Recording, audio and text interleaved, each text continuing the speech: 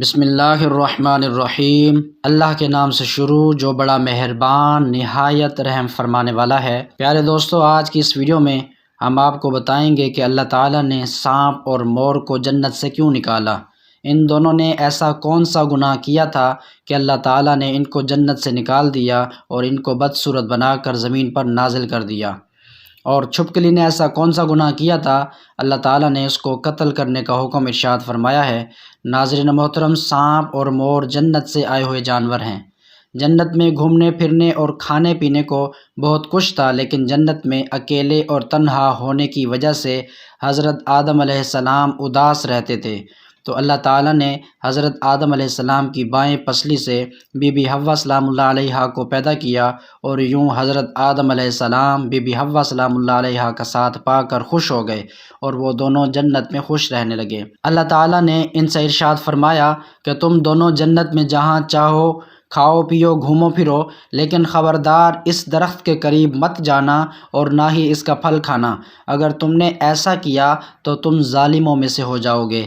سانپ اور مور بھی اس وقت جنت میں رہتے تھے، اور وہ دونوں جنت سے باہر آیا جایا کرتے تھے۔ اس وقت سانپ کے پیر بھی تھے، اور سانپ کے منہ سے ابرک کی بہت اچھی خوشبو آتی تھی، اور مور آج جتنا خوبصورت دکھائی دیتا ہے وہ اس سے بھی کہیں زیادہ خوبصورت ہوا کرتا تھا جب وہ جنت میں رہتا تھا۔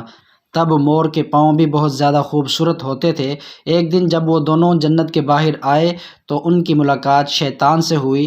شیطان نے ان دونوں سے کہا کہ مجھے بھی اپنے ساتھ جنت میں لے چلو، تو ان دونوں نے جواب دیا کہ ہمیں اللہ تعالیٰ کا خوف ہے اور اس بات کا ڈر ہے کہ تمہیں اپنے ساتھ جنت میں لے جاتے ہوئے ہمیں کوئی دیکھ نہ لے، اس لیے ہم تمہیں اپنے ساتھ جنت میں نہیں لے جا سکتے۔ اس پر شیطان نے انہیں اپنی دوستی کا واسطہ دیا کہ ہم جنت میں ساتھ رہتے تھے، مجھے بھی جنت میں لے چلو۔ مور نہ مانا، لیکن شیطان نے ان کو دائمی زندگی کے خواب دکھائے، جس پر سانپ مان گیا، اور سانپ نے شیطان کو مشورہ دیا کہ تم میرے منہ میں بیٹھ جاؤ اور میں تمہیں جنت میں لے جا کر اگل دوں گا، اور اس طرح تمہیں کوئی بھی دیکھ نہیں سکے گا۔ بہرحال سانپ نے شیطان کو منہ میں بٹھا کر جنت میں لے جا کر اگل دیا۔ اس طرح شیطان دوبارہ جنت میں داخل ہونے میں کامیاب ہو گیا۔ شیطان نے جنت میں حضرت آدم علیہ السلام اور بی بی حوا سلام اللہ علیہا سے ملاقات کی اور ان سے کہا کہ میں تمہارا خیر خواہ ہوں، تم نے جنت میں ابھی تک اس پھل کو کیوں نہیں کھایا؟ اس پر دونوں نے شیطان سے کہا کہ اللہ تعالیٰ نے ہمیں اس درخت سے دور رہنے اور اس کا پھل کھانے سے منع کیا ہے، اس لیے ہم نے ابھی تک اس کو نہیں کھایا اور نہ ہی کھائیں گے۔ حضرت آدم علیہ السلام سو گئے تو شیطان اماں حوا سلام اللہ علیہا کے پاس آیا اور انہیں بہکانے لگا کہ اللہ تعالیٰ نے تمہیں پھل کھانے سے اس لیے منع کیا ہے کہ کہیں وہ پھل کھانے کے بعد تم نہ مرنے والے نہ بن جاؤ اور ہمیشہ کے لیے جنت میں رہنے لگو۔ حضرت بی بی حوا سلام اللہ علیہا نے شیطان کے بہکاوے میں آ کر اس درخت کا پھل کھا لیا۔ حضرت آدم علیہ السلام سو کر اٹھ گئے تو بی بی حوا سلام اللہ علیہا نے انہیں بھی اس درخت کا پھل کھانے پر مجبور کیا، اور وہ پھل حضرت آدم علیہ السلام کو بھی کھلا دیا۔ جیسے ہی ان دونوں نے اس درخت کا پھل کھایا تو ان کا جنت کا لباس اتر گیا۔ تب ہی اللہ تعالیٰ نے ان دونوں سے کہا کہ میں نے تمہیں اس درخت کے پاس جانے سے اور اس کا پھل کھانے سے منع نہیں کیا تھا، لیکن تم دونوں نے میری بات نہ مان کر اور اس درخت کا پھل کھا کر اپنی جان پر ظلم کیا ہے۔ تب ہی حضرت آدم علیہ السلام اور بی بی حوا سلام اللہ علیہا کو اپنی لغزش کا احساس ہوا، اور انہوں نے اللہ تعالیٰ سے معافی مانگی۔ اللہ تعالیٰ نے انہیں معاف فرما دیا اور ان دونوں کو جنت سے نکال کر زمین پر نازل فرما دیا، اور فرمایا کہ زمین پر ایک خاص وقت تک تمہارا ٹھکانہ ہے اور تم زمین پر ہی رہو گے۔ اللہ تعالیٰ نے شیطان کو جنت میں لے کر آنے پر مور کی خوبصورتی چھین لی، اور جن پیروں سے وہ شیطان کو جنت میں لے کر آیا تھا انہیں بدصورت بنا دیا، اور جس سانپ نے مور کو شیطان کی مدد کا مشورہ دیا تھا اللہ تعالیٰ نے اس کے منہ سے ابرک کی خوشبو چھین کر سانپ کے منہ میں زہر بھر دیا، اور سانپ کی ٹانگیں چھین کر مور اور سانپ کو جنت کی اس خوبصورت جگہ سے ہمیشہ ہمیشہ کے لیے نکال دیا۔ بہاولہ تحف العقول۔ پیارے دوستو، چھپکلی ایک رینگنے والا جانور ہے جو ہمارے گھروں میں عموماً پایا جاتا ہے۔ چھپکلی کی کچھ اقسام تو بالکل زہریلی نہیں ہوتی، لیکن بعض ایسی زہریلی ہوتی ہیں کہ اگر وہ کسی انسان کو اپنی زبان لگا دے تو انسان مر سکتا ہے۔ چھپکلی ایک ایسا جاندارہ ہے کہ جس کو دیکھ کر ہر انسان ہی کراہت محسوس کرتا ہے۔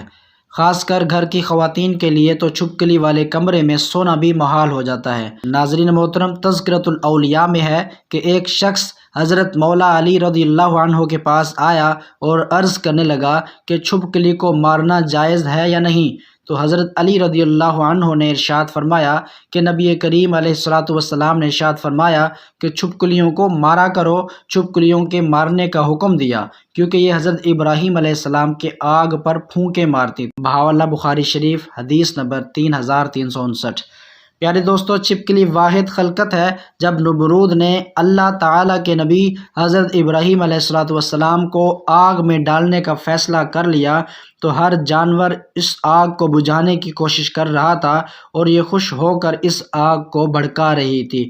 تب ہی سے اللہ تعالیٰ نے اس پر لعنت بھیج دی اور اسی وجہ سے اس کو مارنا یا اپنے گھر سے بھگانا گناہ نہیں ہے۔ اور حضرت مولا علی رضی اللہ عنہ مزید ارشاد فرماتے ہیں کہ اس زمین پر کچھ مخلوقات ایسی ہیں جو انسان سے ناخوش ہیں اور انہوں نے شیطان سے وعدہ کیا ہوا ہے کہ وہ انسان کو ہر طرح سے نقصان دیں گے۔ انہی میں سے ایک چھپکلی اور اس کے خاندان سے جڑی مخلوقات ہیں۔ حضرت آدم علیہ السلام کی خلقت سے لاکھوں سال پہلے اس زمین پر چھپکلی کا خاندان کثیر تعداد میں بستا تھا اور وہ دن بدن بہت زیادہ بڑا ہونے لگا اور یہاں تک کہ زمین کو دوزخ کی مثل بنا دیا۔ انہوں نے زمین پر اتنا ظلم کیا کہ اللہ تعالیٰ نے زمین پر عذاب نازل کر دیا اور اس کی نسل کو ختم کر دیا، سوائے کچھ کے صرف وہ بچے جو بہت چھوٹے تھے اور وہ زمینوں اور غاروں میں پانی میں چھپ گئے۔ جیسے جیسے وقت گزرتا رہا تو وہ بغض اور حسد اپنے وجود میں بے انتہا رکھتے رہے، یہاں تک کہ حضرت آدم علیہ السلام کا زمانہ آ پہنچا تو شیطان نے اس خلقت کے وجود میں یہ بات ڈال دی کہ تمہاری نسل کو حضرت آدم علیہ السلام کے لیے ختم کر دیا گیا ہے۔ تب ہی سے اس نسل کی مخلوقات انسان سے نفرت کرتی ہے اور کوشش کرتی ہے کہ انسان کو نقصان پہنچایا جائے۔ چنانچہ حضور نبی کریم علیہ الصلوۃ والسلام کی بہت سی احادیث میں چھپکلی کو مارنے کا حکم ہے۔ ایک موقع پر حضور نبی کریم علیہ الصلوۃ والسلام نے ارشاد فرمایا، جو شخص کسی کرلے، چھپکلی اور گرگٹ کو پہلی چوٹ میں مار ڈالے اس کے لیے 100 نیکیاں لکھ جاتی ہیں، دوسری چوٹ سے مارنے پر اس سے کم اور تیسری چوٹ سے مارنے پر اس سے کم۔ بحوالہ صحیح مسلم شریف، حدیث نمبر 2240۔ اللہ تعالیٰ سے دعا ہے کہ اللہ تعالیٰ ہم سب کو اپنے حفظ و امان میں رکھے، ہمیں نیک اعمال کرنے اور گناہوں سے بچنے کی توفیق عطا فرمائے، اور اللہ ہمیں اپنی اور اپنے محبوب علیہ الصلوۃ والسلام کی نافرمانی سے محفوظ رکھے، آمین یا رب العالمین۔ ویڈیو اچھی لگی ہو تو ہماری ویڈیو کو لائک اور شیئر ضرور کریں، اور ایسے مزید واقعات سننے اور دیکھنے کے لیے ہمارے چینل آؤ قصہ سنیں کو سبسکرائب کریں۔